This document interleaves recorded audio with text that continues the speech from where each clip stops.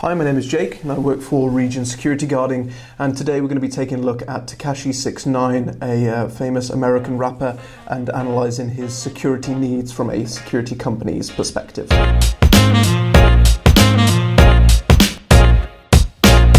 So there's a little bit of a backstory. Tekashi 6ix9ine is a 25-year-old rapper from New York in America. He became popular over the internet for his rainbow-coloured grills and hair, pretty outlandish appearance, and kind of rose to fame through that and his aggressive style of rapping. 6ix9ine has been involved in quite a few crimes over the years, ranging from something as simple as selling Class A drugs to even abuse. And we're going to kind of be breaking down some of the crimes that he's done, what's gotten him into the position that he's in, and why exactly he needs the security that he does. So 6ix9ine is also famed for having quite a lot of security. He kind of brags about it, boasts about it a little bit, in the sense of almost that he's untouchable. He's got these big-bodied security guards kind of watching him, helping protect him 24/7. Now, the reason why he has such heavy security is, one, he's obviously become very popular as a rapper and as such has managed to get a lot of money, but two, also he's managed to paint a pretty big target on his back, being kind of privy into all these crimes and such. So just taking a look at some of the crimes that he's done here, we can see basically the main issue comes in with obviously the 9 Trey gangsters. He was arrested on accounts of racketeering and firearm charges, arrested alongside other members of the 9 Trey gangsters, and he was initially to face a possible 47 years in prison.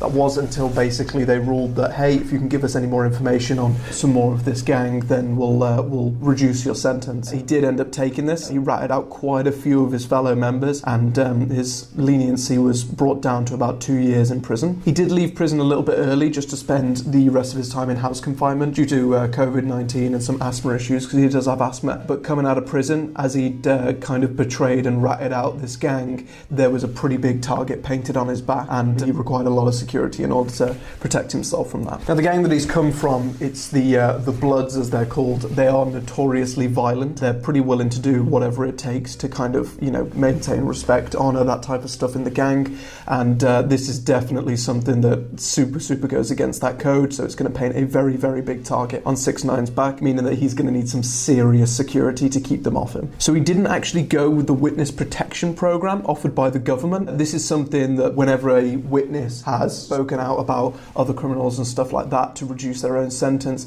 they can be put into the witness protection program, because obviously in those situations they're probably going to be, hunted down, for lack of a better word, by these people that they've ratted out. So instead he kind of opted to go for private security. Now, he was never sort of scared of getting private security. I mean, there was a point in the past where he did actually get kidnapped and robbed. He got robbed of hundreds of thousands of dollars worth of jewelry and cash and different things like that, and he ended up spending about $100,000 on security alone. So he's definitely one who's sort of not scared to get a few security guards to kind of ward off people. Having a look at the COO of Arrow Security, they actually stated that for the security that he'd be kind of asking for, it would probably cost, as in this is 24/7 365-day security, it would probably cost somewhere in the ballpark figure of about $1.1 million, maybe just shy of that a little bit. This is also without even knowing the risks going into it. So in the sense of, okay, he's come out of court, but he's only come out of court when he did, because obviously, he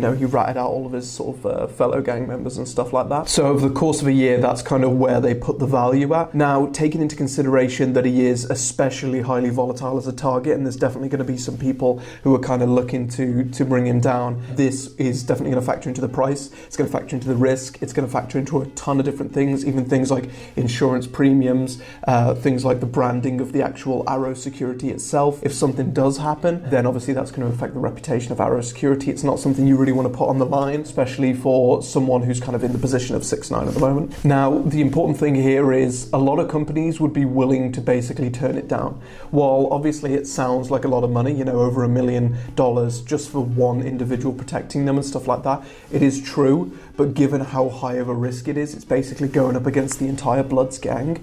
It's too much of a risk just for employee safety. There is sort of a common myth that goes around about security guards and bodyguards that they're kind of willing to die for whoever it is that they're protecting, willing to go down for them. And while they're definitely there to protect you and they're definitely there to do their utmost to keep you out of situations, it's very rare that they're diving in front of bullets. So if you fast forward to 2021, he's pretty much always seen with several, big burly bodyguards with him at any one point in time, kind of flaunting it about a little bit. He's kind of bragging that he's untouchable.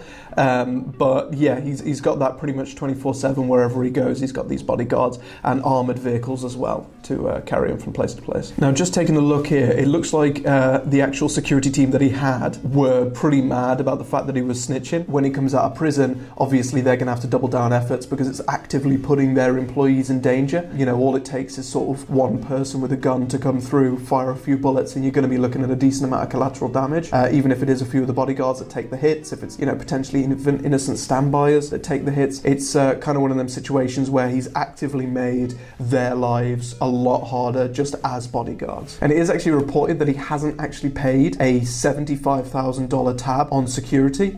With sort of late fees and legal issues coming into that, it does turn out to be about $88,000 that he still owes. This is from back in 2018, but yeah, the court case has been brought forward to modern day. So just taking a look at this all in all from like a security company perspective, it's pretty easy to see why companies would turn this kind of job down. Whilst obviously it's a lot of money, something like 1.09 million or 1.2 million, something like that is a lot of money to be spending on security to it would be a good contract to have. The risk is far too high. It's something that we look into a lot when it comes to assessing whether a property is good or not for us to actually secure. Risk assessment needs to be done first, and sort of looking at Arrow Security, it does look like basically for this exceptional case, for someone who's sort of such a high value, high priority, and just like right in the media's target, it's going to be a case of there needs to be a really thorough risk assessment done. Something that basically outlines who exactly might be after him,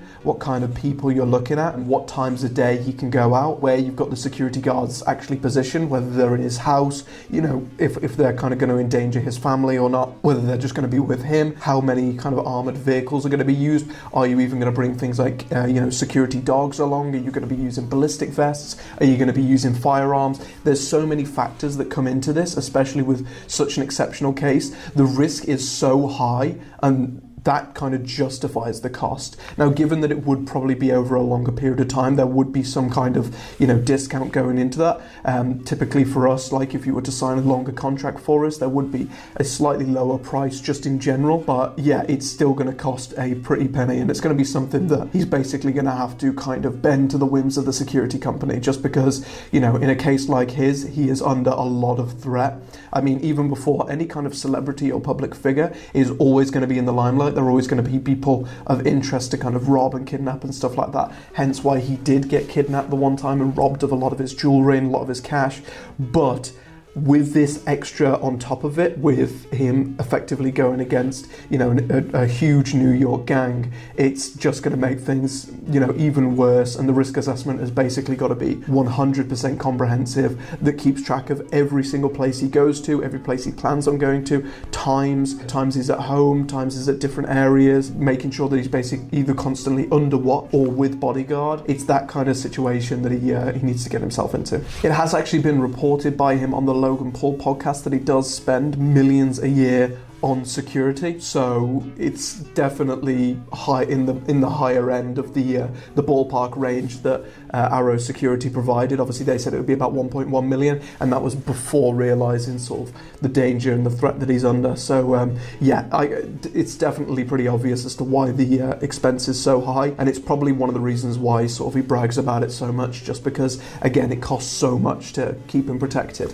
But yeah, with that being said, that's our analysis on the situation. It's pretty justified, as I say, the whole security situation that he's got going on, the systems that are in place in order to keep him protected. It's something that very few companies will actively kind of go forward with, but you definitely have to check that they're 100% vetted, they're trained, they know what they're doing, and they're comfortable with their jobs. Otherwise this could go pear-shaped very, very quickly.